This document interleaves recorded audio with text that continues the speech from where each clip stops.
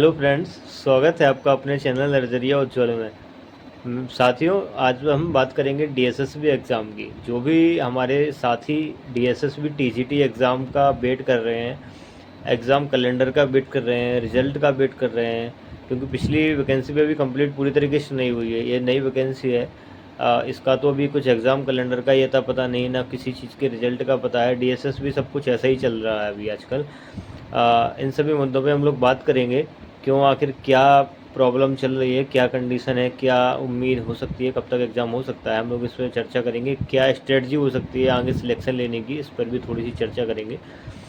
तो आप लोगों को बता दें कि जो एज रिलैक्सेशन का मामला है, ये काफ़ी गहराई में जा चुका है और इस पे हर कोई बात करने के लिए तैयार भी है और बात कर रहा है।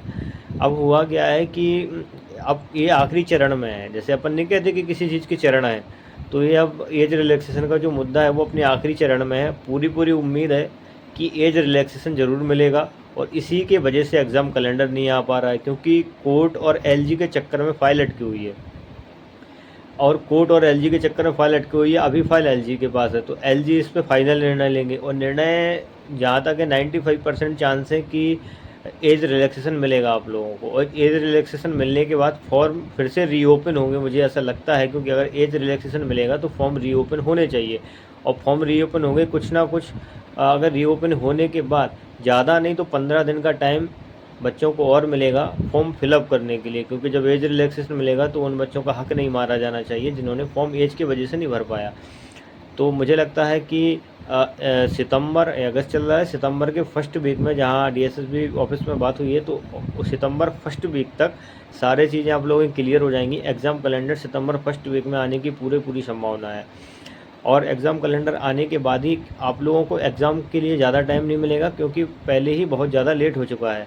सरकार ज़्यादा डिले नहीं करना चाहेगी, क्योंकि बच्चों में सरकार के खिलाफ काफ़ी रोष है, तो इसलिए सरकार भी चाह रही है कि जल्दी ये मामला निपटे और एग्ज़ाम कराया जाए। तो आप लोगों की तैयारी कैसी चल रही है, क्योंकि एग्ज़ाम कैलेंडर सितंबर के फर्स्ट वीक में आना तय हो गया है और एलजी के पास फाइल अटकी हुई है। और सरकार क्या है, सरकार भी परेशान है। सरकार निर्णय नहीं ले सकती अपने हिसाब से, क्योंकि क्या है कि कोर्ट ऑफ कंटेम्प्ट हो जाएगा, कंटेम्प्ट ऑफ कोर्ट हो जाएगा, क्योंकि कोर्ट की अवमानना हो जाएगी, क्योंकि कोर्ट ने एलजी के पास मतलब फ़ाइल चली गई है एलजी के पास। तो अभी एलजी को निर्णय लेना है पूरी तरीके से विथ डॉक्यूमेंट्री के बेस पे होता है सारा चीज़। ऐसा तो है नहीं कि हवा हवा में कुछ बोल दिया हो गया। मतलब उनको कुछ प्रूफ के साथ किस लिए चाहिए है, क्यों देना चाहिए और क्यों नहीं देना चाहिए, उनको पूरे ऑथेंटिक प्रूफ रखने पड़ते हैं। ऐसा नहीं होता है कि हवा में जो कुछ मन में आया तो कर दिया। तो 95% चांस है कि आप लोगों को एज रिलैक्सेशन मिलेगा। आपकी विंडो भी ओपन होगी फॉर्म भरने के लिए, तो आप लोग फॉर्म भर सकते हैं जिनका एज रिलैक्सेशन की वजह से नहीं फॉर्म फिलअप कर पाए। लेकिन ये मैं आपको बता दे रहा हूँ कि एग्ज़ाम में आपको ज़्यादा से ज़्यादा टाइम नहीं मिलेगा, बहुत कम टाइम मिलेगा। अब आप अपनी स्ट्रेटजी बनाइए और तैयारी करिए। अब थोड़ी सी स्ट्रेटजी के बारे में बात कर लेते हैं। तो जैसा कि आप लोग तैयारी कर रहे हैं, जैसा तो आप लोग फोकस करिए फर्स्ट पेपर पे। जो आपका पार्ट 1 होता है वो 100 नंबर का होता है, पार्ट 2 भी 100 नंबर का होता है। तो पार्ट 1 में क्या आता है, आपका कॉमन पेपर आता है, पार्ट 2 में सब्जेक्ट आते हैं। तो जहाँ तक है पार्ट 1 में जिन बच्चों के सिलेक्शन होते हैं वो पार्ट 1 में अच्छा प्रदर्शन कर रहे हैं। कई बच्चे तो 90 नंबर भी लेके आ रहे हैं। तो आप लोग कोशिश करिए कि 85 नंबर के लगभग आप लोगों के फर्स्ट पेपर में आने चाहिए, क्योंकि अगर सेकंड पेपर में आपके कुछ नंबर कम भी बन जाते हैं, वो लोगों के बनते ही कम है।